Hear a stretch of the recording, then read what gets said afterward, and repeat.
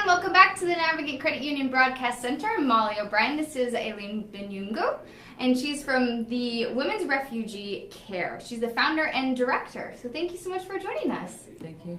All right, so you have a fascinating backstory, and you are the founder and director of Women's Refugee Care. Can you tell me a little bit about how you started Women's Refugee Care? Yeah, so I would say we, because I started with my husband, Women's Refugee Care, because when we came in this country, we felt a strong need of the refugee community here, especially the women and the children. Because being adjusted in a new country, in a big country like America, is very, very hard. Myself, I still struggling. I still have so many challenges to get adjusted. I said that we need to stand up for our community to make sure how they are getting adjusted day by day, because it's not easy. I can't imagine how difficult it might be to come to a new country and to meet people, and must be very overwhelming. When did you come here? So we came 3 years ago. Yeah, we came. I am from the Congo, and I left 9 years ago because I was a human rights back home with my husband, because we usually work together since back home. So we had some misunderstanding with our government. It's not easy when you want to speak out, and when the government is a dictatorship one, we had to leave. We were helping the women and the children back home to help them to get, to educate them about their rights and to know how they can defend themselves. Because back home, the women are voiceless. They don't have rights to the education. They are struggling. They are raped every day, anytime. They are really they walk in the dark. So as a woman myself, because I get chance to get educated, I said once I get educated, I will take care, I will try to help. So we help the girls, putting them back in schools. We help them to provide them some microfinances so they can be self-sufficiency. Yeah, we had to leave because it was hard. And we went to Rwanda, to Uganda, to Kenya, and we were not safe. We went in Thailand, in Asia, where we spent 6 years before coming here. And the process was very hard with the UNHCR. It took us a long time, making some proof, doing some interviews, many interviews, and after that we landed here. And in Thailand, life was hard because as refugees, it was hard.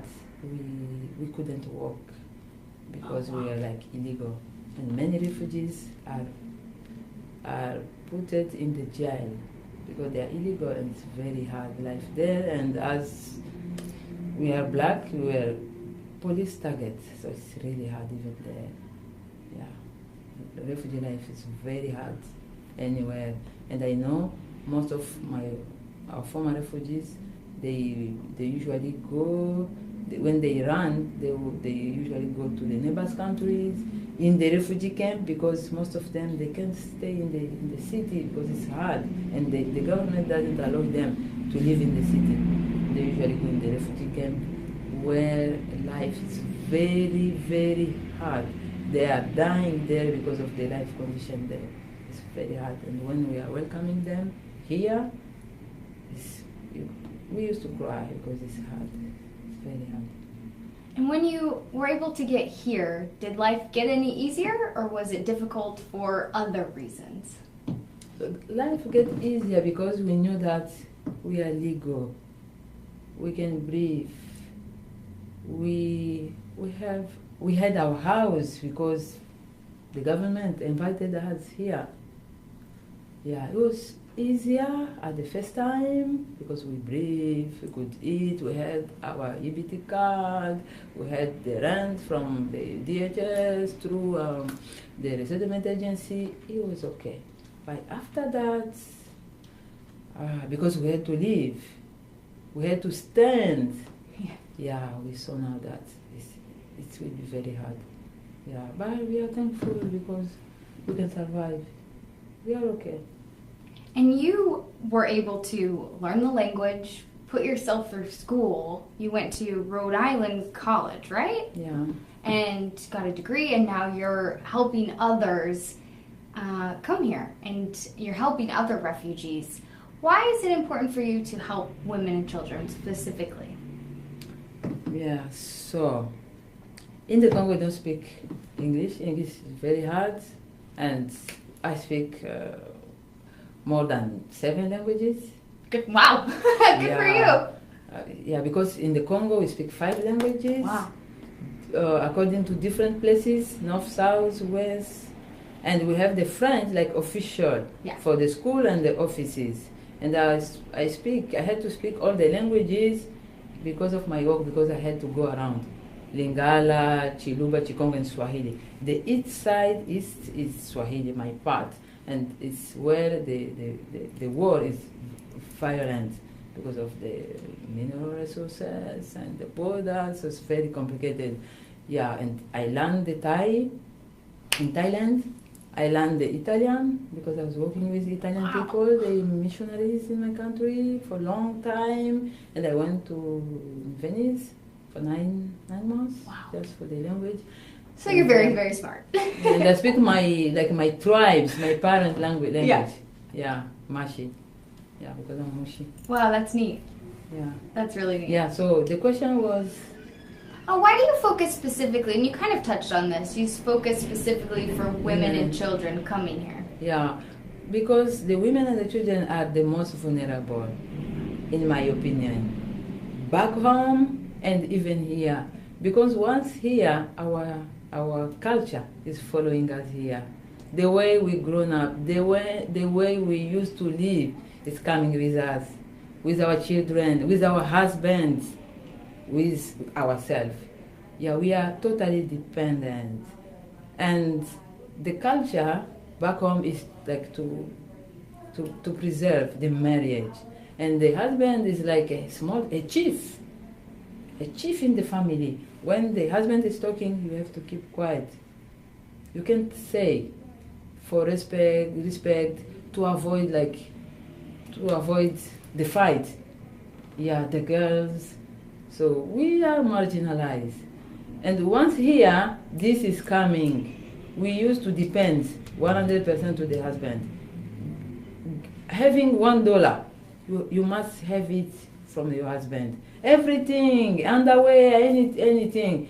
And here, I'm surprised because even the resettlement agencies here, when a family comes, they provide the job for the man first. That's interesting. They are copying our culture. I'm wondering why. They provide the job for the husband.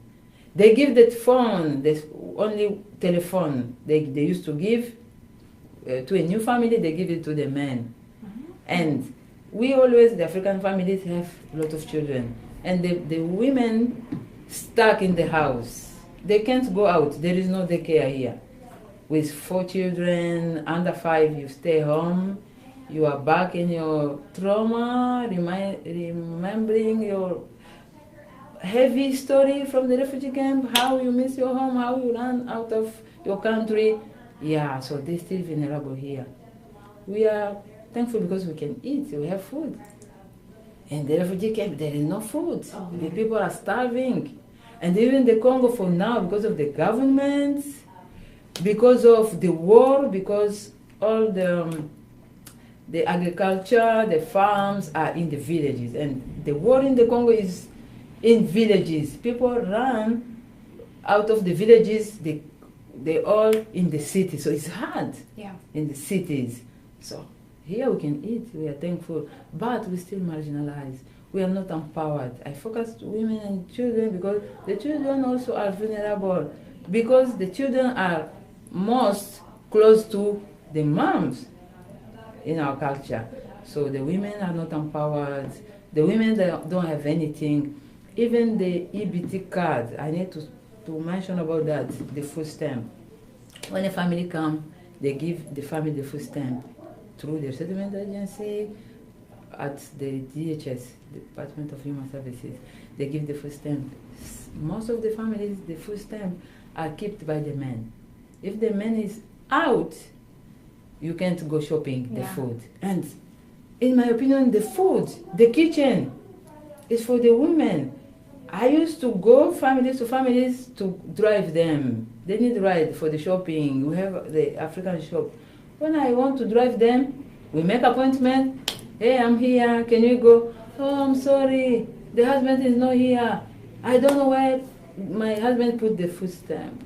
So do you feel like that needs to change then? The women need to become more empowered? Yes. And I feel sad because my time, they stay hungry, the women can't get what they need. I can't fight the husband.